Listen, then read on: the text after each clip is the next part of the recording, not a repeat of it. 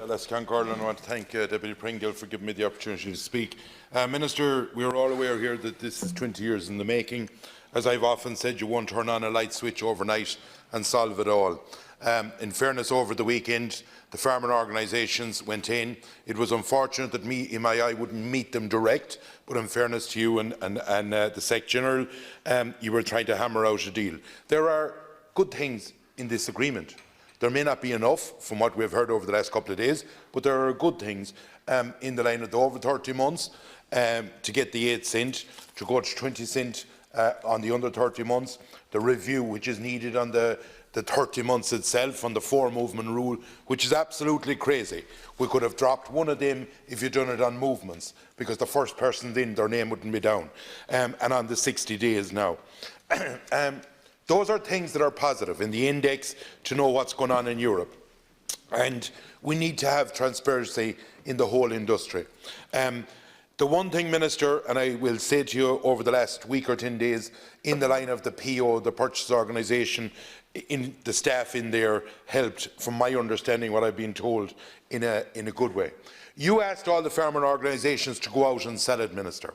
And it is very disappointing tonight, 10 minutes ago, I'm after getting a call, that one of the farming organisations, an individual in it, that went out to sell your deal, the deal that was agreed by the farming organisations, one of the factories is after sending them legal stuff tonight that they are now going to say that they were part of a protest, when they went out to explain a deal on Sunday night or Monday night. That's not in the spirit of partnership. It is actually disgusting to think that one of the factories or one of the processors would do that. That's after coming to me now.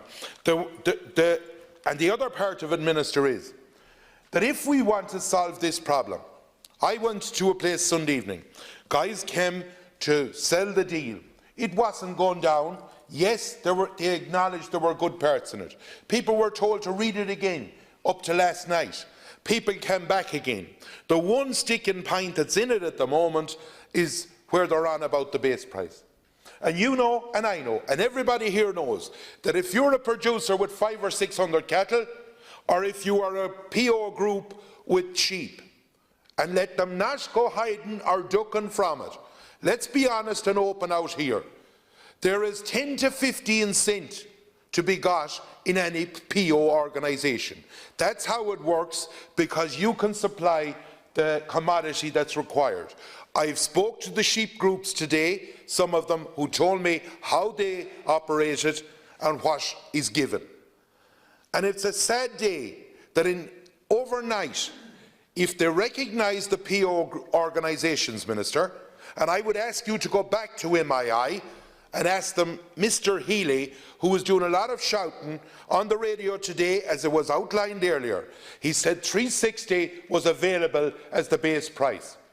Well, that is a lie, because 345 was the base price that was given last night and this morning.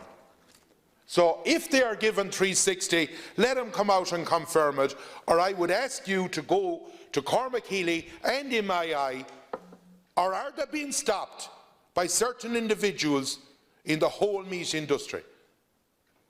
We need to make this can move on. In my opinion, if the PO is recognised by all the meat processors in one day, and they do the deal that is generally done, no one is asking for anything over and above. There is no underhand, there is no overhead. This is the way it is done right throughout the rest of Europe. And indeed, it is there as a precedent in Ireland. It can be solved. There is anger out there also, Minister, that needs to be addressed with Bord Bia. Because a month ago, you couldn't sell an animal in the north under this nomadic rule. Today, cattle are shooting up and down, and Bord Bia have them quality approved. There is something unusual about that. We also, Minister, have to look at the PGI status. We are in danger of losing, as it was said earlier on, 70,000 farms around this country that is producing beef. We have 345 feedlots in this country. Should they be getting PGI status if an animal is looking out through the barrier for most of their life? Or should we recognise the person that is producing the animal from grass and give them a premium price for what they deserve. There is decisions to be made, and around this country everyone acknowledges that there is a lot of cattle that needs to be killed. There is also sheep that needs to be killed. People need to reflect on where everything is. But it is my view, and when you talk about jobs, their union wasn't talked to, their union sent MII letters, but they weren't talked to. But all they done with their staff was lay them off. A broken down subby that had been going from one water job to the other would keep their staff going for a month. And when you have conglomerates with the profits they have made, they should be ashamed of themselves for letting their workers go. There is decisions to be made by MII to tell their different factory owners, and that's what it's down to engage with the PO, in my opinion, and do that deal. And in my opinion, this can be sorted in a day or two, as it needs to be sorted in a day or two. We also need to make sure, Minister, that the export, and it was touched on by Deputy Cahill in fairness earlier on, that the export of live cattle is constantly kept up, and whatever ingredients we have to get or whatever facilities in other countries to make sure that happens, we have got to make sure that that's done.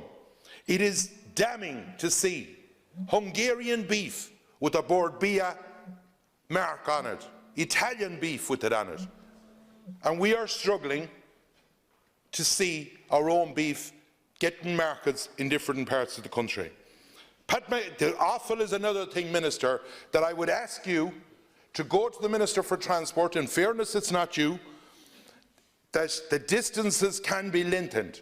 Under EU legislation, we can go to 250 kilometres, and it may give an option that less than one person controlling 70 to 80% of the offal business of this country, which holds a lot of people to ransom and may not let them talk. But the last thing I will say, whoever has decided to go on that legal side, when you have asked people to go to a gate and sell something, needs to have a rethink. Cormac Healy needs to go to his processors and ask them once and for all, stand up and be counted, less of the mouthing and more of the action, and ask them to engage with the PO tomorrow morning, do it the same as the sheep POs are done and what's done around Europe. And in my opinion, this will be solved in one day.